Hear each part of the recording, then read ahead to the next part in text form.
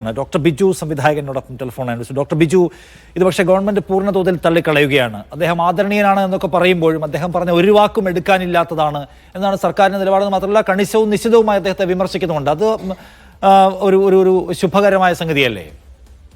തീർച്ചയായിട്ടും അതൊരു ശുഭകരമായ സംഗതിയാണ്. ഞാനും ആ വേദിയിലുണ്ടായിരുന്നു. സാംസ്കാരിക മന്ത്രി പ്രസംഗത്തിൽ തന്നെ അദ്ദേഹം അത് വളരെ ശക്തമായി തള്ളി പറഞ്ഞു. അത് സർക്കാരിന്റെ വളരെ മാത്രമല്ല ഈ സർക്കാർ ചെയ്ത ഏറ്റവും പ്രധാനപ്പെട്ട പ്രോഗ്രസീവായ ഒരു മൂവ്മെന്റ് ആണ് ഈ പട്ടികജാതി വിഭാഗങ്ങൾക്കും വനിതകൾക്കും ഒരു സിനിമാ നിർമ്മാണത്തിനുള്ള സഹായം എന്നുള്ളത്.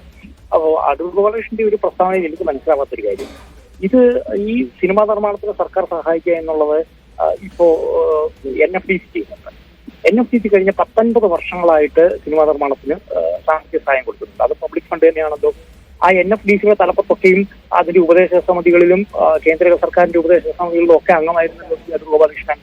അപ്പൊ അന്നൊന്നും ആ സ്കീമിൽ കൂടി തിരഞ്ഞെടുക്കപ്പെടുന്ന സിനിമകൾക്ക് ആ സിനിമകളുടെ തിരഞ്ഞെടുക്കുന്ന ആളുകൾക്ക് ട്രെയിനിങ് കൊടുക്കണമെന്ന് ഇദ്ദേഹത്തിന് തോന്നി. അത് പൊതുവിഭാഗത്തിനായിരുന്നു അവിടെ ഈ ഫണ്ടിങ് കൊടുത്തുകൊണ്ടിരിക്കുന്നത്. ഇപ്പോഴും കൊടുക്കുന്നുണ്ട്. കഴിഞ്ഞ വർഷവും കൊടുക്കുന്നുണ്ട്. എല്ലാ വർഷവും ആപ്ലിക്കേഷൻ വിളിക്കാറുണ്ട്.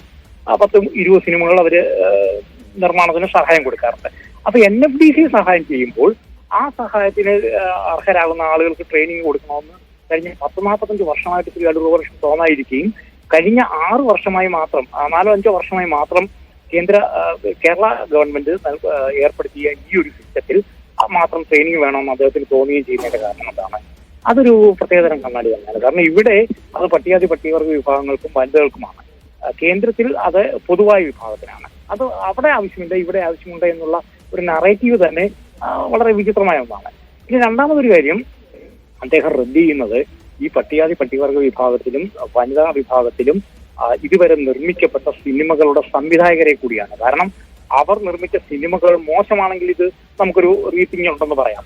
അവർ നിർമ്മിച്ച സിനിമകളിൽ പല സിനിമകളും അന്തർദേശീയമായ ചലച്ചിത്രമേളകളിൽ പ്രദർശിപ്പിക്കപ്പെട്ടു, പുരസ്കാരങ്ങൾ കിട്ടി. ഏറ്റവും പുതിയ സിനിമയ്ക്ക് ആ പാക്കേജിൽ നിർമ്മിക്കപ്പെട്ട പുതിയ സിനിമയ്ക്ക് ഷാങ്ഹായിൽ മികച്ച നടിക്കുള്ള പുരസ്കാരം കിട്ടിയിട്ടുണ്ട്.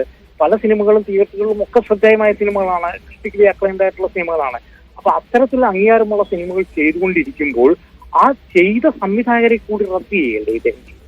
ഞാൻ ഒരു കാര്യം കൂടി പറഞ്ഞോട്ടെ, ഈ സിനിമയുടെ ഈ തെരഞ്ഞെടുപ്പിന്റെ ഒരു പ്രോസസ് ഉണ്ട്. ഇതിന്റെ ആദ്യത്തെ പട്ടികവർഗ വിഭാഗത്തിന്റെയും വനിതാ സംവിധായകരുടെ ആദ്യത്തെ സെലക്ഷൻ പ്രോസസ്സിലെ ജൂറി അംഗമായിരുന്നു ഞാൻ. അപ്പൊ ഞാനും മരിച്ചുപോയ ശ്രീ ജോൺ പോൾ ഉൾപ്പെടെയുള്ള വളരെ പ്രമുഖരായ ആളുകളായിരുന്നു ആ ജൂറിയിലുണ്ടായിരുന്നത്. അതിനുശേഷം വന്നിട്ടുള്ള ജൂറികളും അങ്ങനെ തന്നെയാണ്. അപ്പൊ അത്തരത്തിലൊരു ജൂറി തിരഞ്ഞെടുക്കപ്പെടുന്ന അപേക്ഷിച്ച് കിട്ടുന്ന സ്ക്രിപ്റ്റുകളിൽ നിന്നും സ്ക്രിപ്റ്റുകൾ മുഴുവൻ വായിച്ച് അതിൽ യോഗ്യരായ ആളുകളെ ഷോർട്ട് ലിസ്റ്റ് ചെയ്ത് ഇന്റർവ്യൂവിന് വിളിച്ച് അവരുമായി 1-2 ഘട്ടങ്ങളിൽ ഇന്റർവ്യൂ നടത്തി യോഗ്യരാണ് എന്ന് തോന്നുന്ന സ്ക്രിപ്റ്റ് പ്രമേയപരമായും അല്ലാതെയും ഒക്കെ തന്നെയും അവർ യോഗ്യരാണ് എന്ന് ബോധ്യപ്പെടുന്ന ആളുകൾക്കാണ് ഈ ഫണ്ട് കൊടുക്കുന്നത്. അതല്ല ചുമ്മാ വിളിച്ചിട്ടുണ്ടെങ്കിൽ നിങ്ങൾ സിനിമ ചെയ്തെന്ന് പറഞ്ഞാൽ 1.5 കോടി രൂപ കൊടുക്കുകയല്ല. അപ്പൊ അങ്ങനെ തെരഞ്ഞെടുക്കപ്പെടുന്ന ഒരു പ്രോസസ്സിലൂടെ വരുന്ന ആളുകൾക്ക് പിന്നീട് എന്ത് ട്രെയിനിങ് കൊടുക്കണം? പട്ടികജാതിക്കാരും വനിതകളും ആയതുകൊണ്ട് മാത്രം ഇവരൊന്നും ഇത് അർഹരല്ല, അവർക്ക് ട്രെയിനിങ് കൊടുത്തേ പറ്റുള്ളൂ എന്നുള്ളൊരു കാഴ്ചപ്പാടുണ്ടല്ലോ. ആ കാഴ്ചപ്പാടിന്റെ പേരാണ് എലൈറ്റിസം.